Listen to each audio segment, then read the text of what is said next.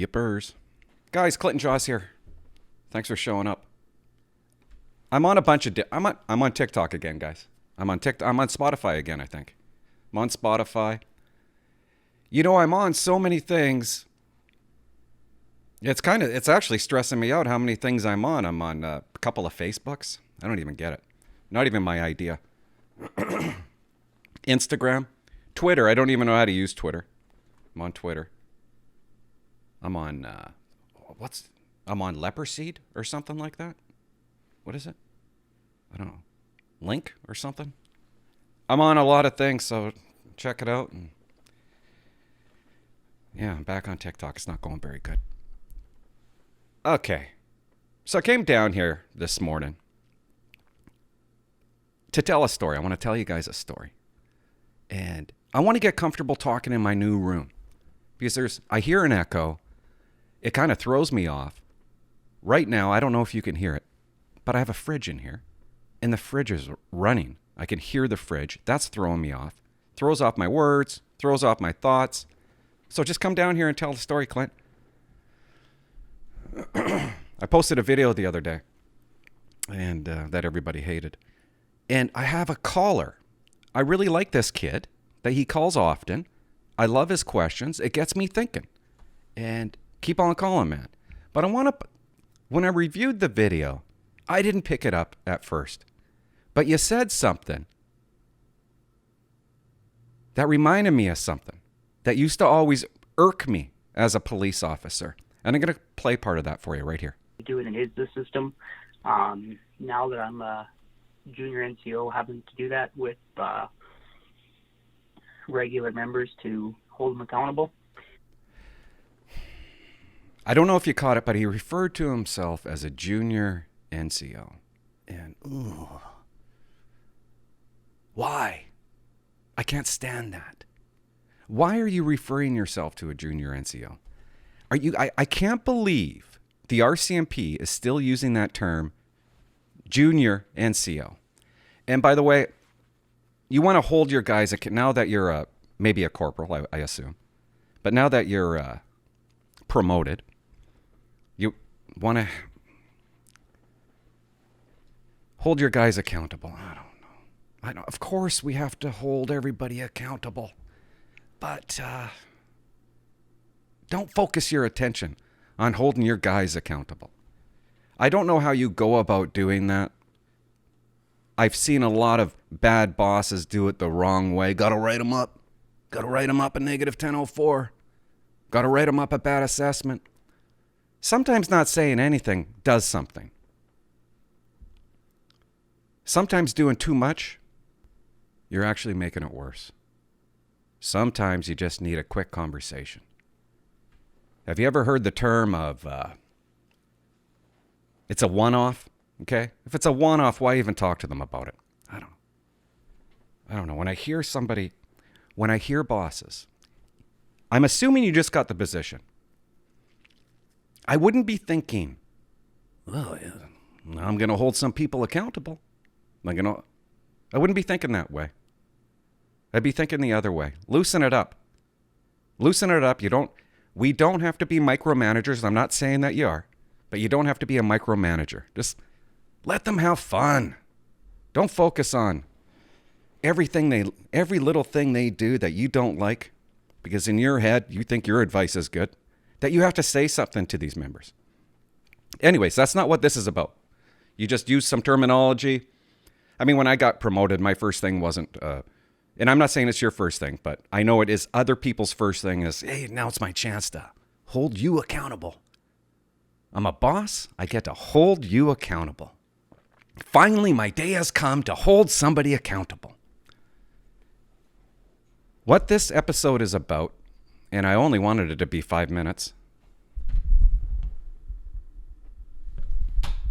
it's about junior NCO terminology.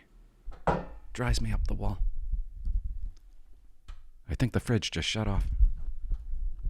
Where'd we get this from? You guys know what an NCO is. Maybe some of you do, maybe some of you don't. I don't even know what it stands for. But it usually refers to somebody a supervisor, okay? An NCO is a supervisor. You're a constable, you become a corporal, you're now most likely a supervisor. You can be an NCO, can be a corporal, a sergeant, a staff sergeant, blah, blah, blah. Now, why? Why does the RCMP refer to people as junior NCOs? Have you ever asked yourself that question? Where'd that come from? Who made that one up? And why are they using it? You ever ask yourself, why do they use it? Like, why are you referring yourself to a junior NCO?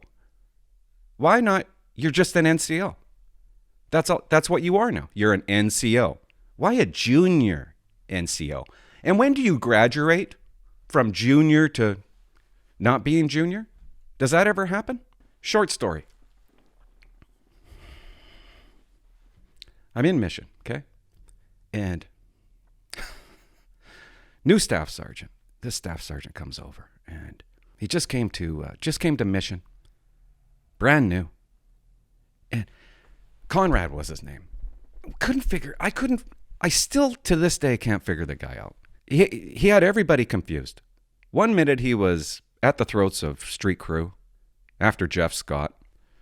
Next minute he was GIS. He was shaking things up at GIS, shaking things up with the watches. It was like every week he would shake things up. You didn't know if he was coming or going, or if he was good or bad. One moment you liked him, the next moment you're like, where's this guy coming from? Couldn't figure the guy out. I'm working. Oh my God, this is going to turn into a long story. And I got to explain it for people who aren't cops. There was a thing that came into mission. It was a thing where, and I don't know why they did it. There's a good reason. We wanted to make a ZO. I don't know how to explain this. Members weren't updating themselves properly, okay? Members weren't getting credit for being busier than they were. It looked like mission wasn't a busy place if you looked at it on paper, because members were always 10-8 in service, or members were 10-63 in the office. So we got a group of people that came in and they said, okay, you guys got to put yourself, if you're 10-17 en route, you got to put yourself 10-17. If you're report writing, you don't clear yourself until you're done report writing. If you're in the office working on a file, you put yourself in the office working on a file. We're making as though we're not as busy as we should be. How are we going to get more members to our police station if it looks like we're not doing anything? It was really stupid, actually, when I think about it. So what happened? Okay, this is what happened. Everybody looked busy. So the calls would stack up in a queue. And I'd be the watch commander one day. I'd be looking. And I'd be like, we're not doing anything. We're sitting in the office, 1063, not doing a thing. And I'd look in the queue and there'd be 6 files in the queue. I'm like, oh my God, that's kind of scary to me. I'm like, oh my God, we could have been going to those files. We could have been going to those calls. You can't just all of a sudden, what they were doing was they were making a list and they would look to see who's free. And if they didn't see any constables that were free, they would just stack these calls. Bad way to do it. Just dispatchers. Forget it. I'm not going to say it. That's another story. Maybe I'll talk about dispatchers. I love dispatchers. Okay, by the way. Who doesn't? Anyways. So I get on the horn with the dispatchers and I'm just like, I just said I wasn't going to talk about them. I said, why aren't you dispatching the calls? And they're like, Clint, everybody's busy. And I'm like, no, we're not. No, we're not. There is always somebody available. If you don't just dispatch the calls. If you dispatch the calls, even if we're busy, somebody's going to take it. Because I don't want at the end of the shift to have a bunch of files that I now have to give to the next watch. I didn't like to play that game. I wouldn't have any of it. But the other watch didn't share the same idea? I don't know what I'm trying to say. They didn't share my thinking. So our watch became incredibly upset with another watch because every time we started our night shift, 6 or 7 files in the queue. I'm not kidding. Sometimes 15. We would start our shift working on the files that they didn't take, that they stacked. And it was every night shift. Every night shift. And my guys are like, Clint, you got to do something. You got to do something. And I tried to do everything that I could do. And then they're like, Clint, let's do that to them. And I said, I can't. I can't play that game. I'm not going to go down that road. I can't be that guy. I can't have it.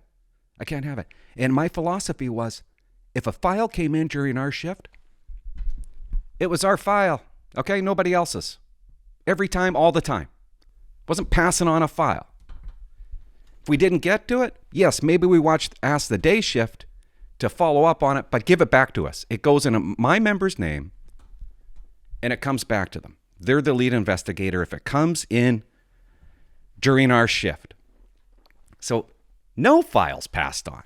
So there was no files passed on by me. And I love that about me.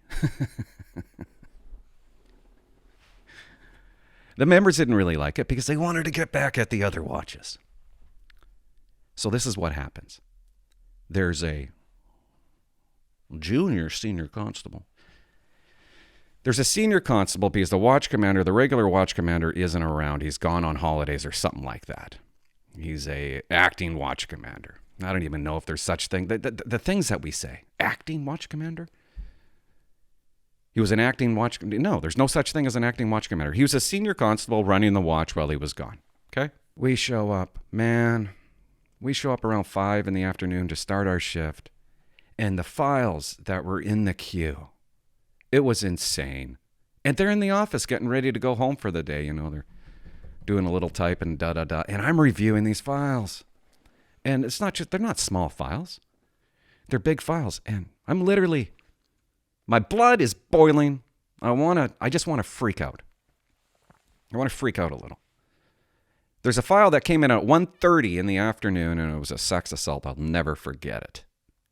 And when I showed up, the senior constable says, "You're not going to like me too much."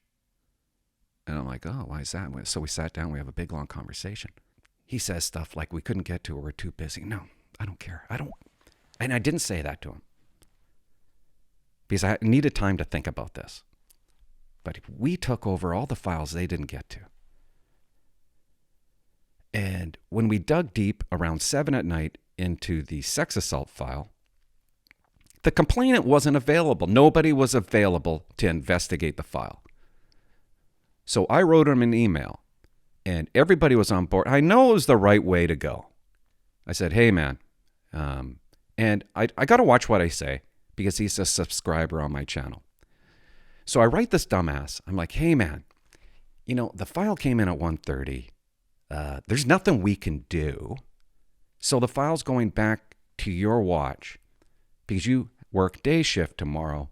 Your file, you're investigating it. Behind the scenes, I don't know." But he pouts, he whines, he cries, and he goes to Conrad.